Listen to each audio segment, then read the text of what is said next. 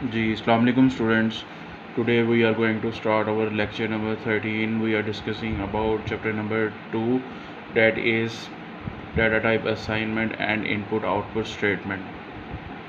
Last time आपको याद होगा कि हमने पढ़ा था टाइप डिक्लेरेशन करैक्टर के बारे में। रूल फॉर नेमिंग वेरिएबल में हमारे पास लास्ट टॉपिक जो था उसमें हमें ये बताया गया कि जो आप वेरिएबल डिफ़ाइन करते हैं वो वेरिएबल बहुत सी अक़साम के हो सकते हैं। अब उन अक़साम की पहचान करने के लिए एट द एंड जो हमारे पास स्पेशल करैक्टर लिखा जाएगा वो बताएगा हमें कि हम कौन सी नौइयत का या किस किस्म का वेरिएबल इस्तेमाल कर रहे हैं। जैसा कि मैं आपको लास्ट पॉइंट दोबारा से एक दफ़ा पढ़ा देता हूँ। ये लास्ट पॉइंट देखिएगा क्या लिखा हुआ है। However the last character of the variable में नेम वेरिएबल नाम का जो आखिरी करैक्टर होगा may be special type declaration character होगा, इंडिकेटिंग जो इस चीज़ की तरफ इशारा करेगा द टाइप ऑफ वेरिएबल कि ये वेरिएबल किस किस्म का है। अब हम बात करते हैं टाइप डिक्लेरेशन करैक्टर, जैसे कि मैंने आपको लास्ट टाइम भी बताया था।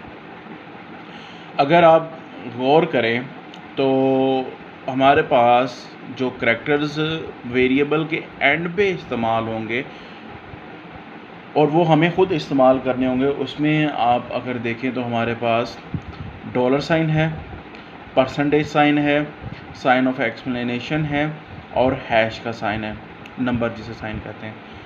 स्ट्रिंग वेरिएबल, अगर कोई ऐसे वेरिएबल लिख रहे हैं स्ट्रिंग वेरिएबल और अगर वेरिएबल के एंड पे डॉलर साइन आ रहा है, इसका मतलब वो क्या है, आपके पास स्ट्रिंग वेरिएबल है। एग्जाम्पल में हम जाएंगे, एग्जाम्पल में उन्होंने लिखा हुआ है नेम डॉलर साइन।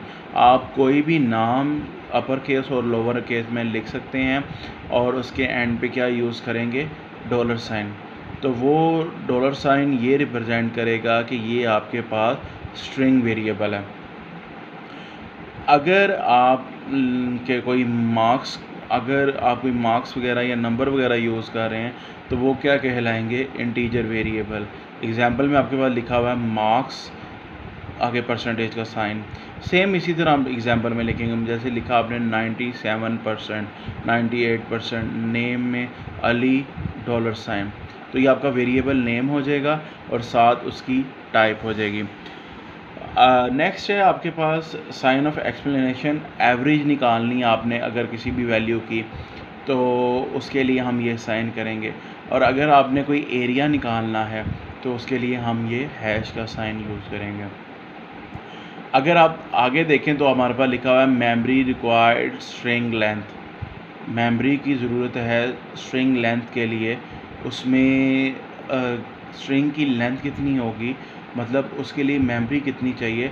अगर आप स्ट्रिंग वेरिएबल इस्तेमाल कर रहे हैं तो डिपेंड करता है नेम कितना लंबा है और उसकी लिमिट आपके पास 40 करैक्टर की है, तो जो वो मेमोरी है वो आपके पास कितनी आ जाएगी, स्ट्रिंग लेंथ के मुताबिक आएगी।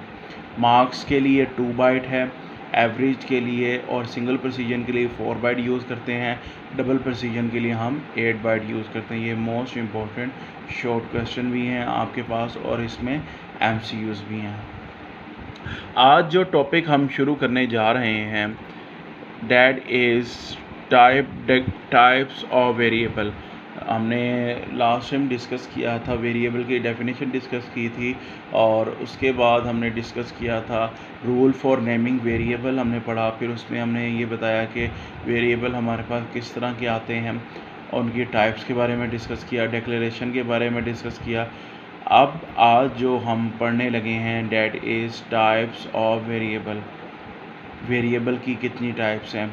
There are 2 basic type of variable की 2 बुनियादी किस्में हैं।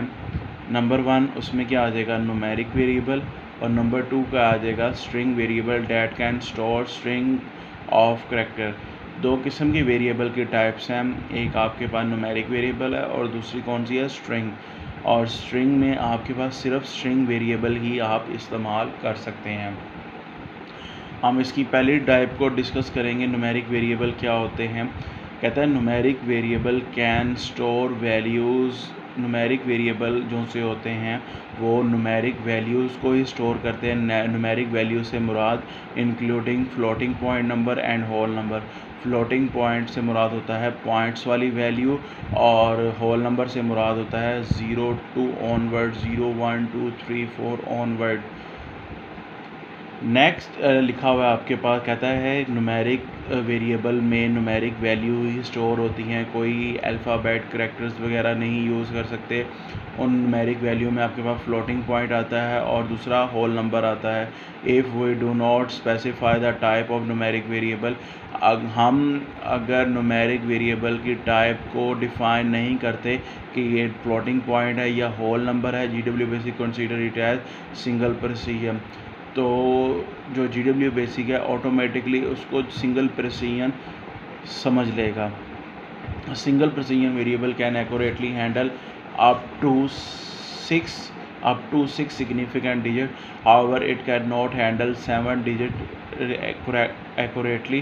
If more accuracy is desired, we should rather use double precision. एक बात याद रखिएगा, यहाँ पे मैं आपको थोड़ा सा सिंगल प्रिसिजन और डबल प्रिसिजन के बारे में समझा दूँ।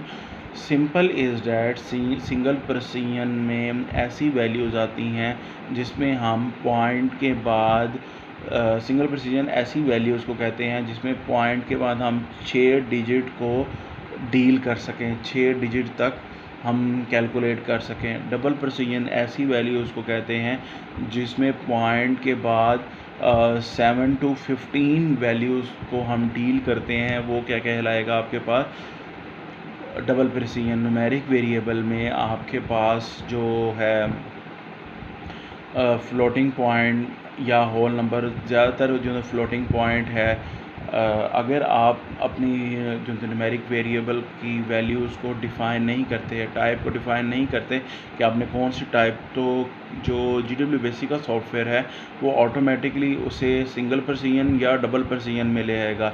क्यों? क्योंकि अगर फ्लोटिंग पॉइंट में पॉइंट के बाद 6 वैल्यूज़ हैं तो वो सिंगल प्रिसिजन में ले आएगा। अगर वो 7th या 8th तक वैल्यू है पॉइंट के बाद, तो वो उसको ऑटोमेटिकली जो है वो क्या कर लेगा, डबल प्रिसिजन में लेगा। सिंगल प्रिसिजन में उसे देख लेगा कि इसमें कितनी वैल्यू आ रही हैं, और 6 वैल्यू के बाद वो डायरेक्ट ऑटोमेटिकली किस पे चला जाता है, डबल प्रिसिजन पे। नेक्स्ट जो हमारे पास टाइप है दैट इज़ स्ट्रिंग वेरिएबल। आपने न्यूमेरिक वेरिएबल में देखा कि उसमें नंबर्स वगैरह कोई हम डील कर रहे हो, तो स्ट्रिंग से आपके पास ज़ाहिर है कि आप किसको डील करेंगे, करैक्टर्स को डील करेंगे, अल्फ़ाबेट को डील करेंगे। String can be define as a sequence of character enclose in a double quotation. String कहते हैं एक पूरे सेंटेंस को। स्ट्रिंग में ऐसे करैक्टर्स, अगर कोई वेरिएबल नेम या करैक्टर्स का वर्ड्स का मजमूआ डबल कोटेशन में लिखा हुआ है तो उसको हम क्या कहलाएंगे, स्ट्रिंग। अगर आपके पास सिंपल वर्ड लिखे हुए हैं तो वो कंसीडर नहीं इतने होंगे।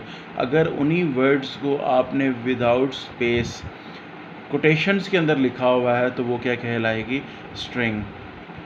String variable can therefore store sequence of character. इसमें जो करैक्टर सेव होते हैं वो एक पूरी सीक्वेंस के साथ होते हैं।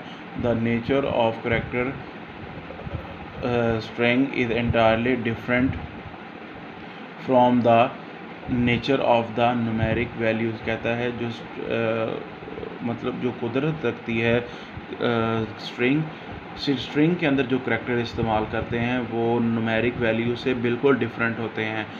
GW basic and other language use different format कहते हैं टाइप्स को for storing numeric and string data. In basic $sign is follow by the name of string variable. String variable को स्टोर करने के लिए हम एंड पे क्या यूज़ करते हैं, $sign। we cannot perform the same set of operation on string that we can perform on numeric values. For example, string cannot be added. String, अब जैसे न्यूमेरिकल वैल्यू को हम अर्थमेटिक ऑपरेशन लगा सकते हैं, इस तरह स्ट्रिंग वेरिएबल पे कोई भी हम क्या कर सकते हैं, ऑपरेशन परफॉर्म नहीं कर सकते, लाइक एडिड, सब्ट्रैक्टेड, मल्टीप्लाई और divide. There are other operation that can be perform on string such as concatenation और कंपैरिजन. कॉन्कैटिनेशन का मतलब होता है अगर हमारे पास दो वर्ड्स लिखे हुए हैं तो उनको कॉन्कैटिनेट करना, ये इसी चैप्टर के एंड पे हम पढ़ेंगे. उनको हम जोड़ देते हैं. और कंपैरिजन में हम क्या कहते हैं, दोनों का मुआवजा करते हैं. एक नीचे आपके पास एक नोट लिखा हुआ है, कहते हैं be very careful when making conversion between integer, single precision and double precision variable, otherwise you may lose accuracy accidentally. आपको जब आप सवाल सॉल्व कर रहे हैं तो इंटीजर में, सिंगल प्रेसिजन में और इंटीजर में आपके पास सिंपल वैल्यूज़ आए थे, नंबर्स आए थे +-1, +-2, +-3. सिंगल प्रेसिजन पॉइंट के बाद 6 वैल्यूज़, डबल प्रेसिजन पॉइंट के बाद 7 to 15 वैल्यूज़. अदरवाइज़ आपका जो सवाल है उसमें मिस्टेक के चांसेस हो सकते हैं. ये बच्चे हमारे पास टोटल एक लॉन्ग क्वेश्चन था, वेरिएबल और रूल फॉर नेमिंग वेरिएबल और टाइप्स ऑफ वेरिएबल.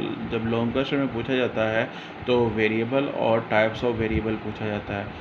जो है हमारे पास रूल फॉर नेमिंग वेरिएबल वो एक अलग लॉन्ग क्वेश्चन है और वेरिएबल और उसकी टाइप अलग लॉन्ग क्वेश्चन है. बोर्ड पॉइंट ऑफ व्यू से ये क्वेश्चन बहुत ज़्यादा इम्पोर्टेंट है और बहुत बारहा पूछा गया है. इस चैप्टर का ये मोस्ट इम्पोर्टेंट सवाल है और 2018 में 19 में ये क्वेश्चन आया हुआ है, फर्स्ट टाइम में भी और सेकेंड टाइम में भी.